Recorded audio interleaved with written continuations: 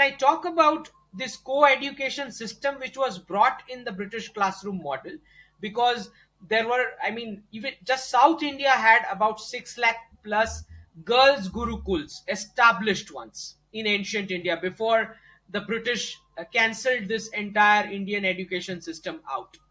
So they brought about this co-education format, particularly because the Abrahamics look at 18th century industrialization, women as a unit of labor for temporary GDP, as I explained in the previous talk as well.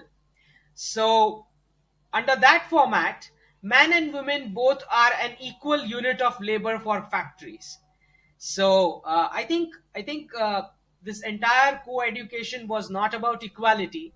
It was about herding women as well into a unit of labor. Now nobody would dwell upon that the enterprising that the ancient India and Asian economies had, both India and China giving more than 50% to the world GDP. Each of these Indian women were big business tycoons. Nobody's going to bring upon these facts.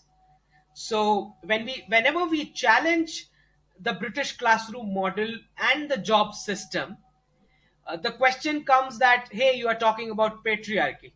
We are not talking about patriarchy. Man and women both were enterprising, right? That's how rich the economy was.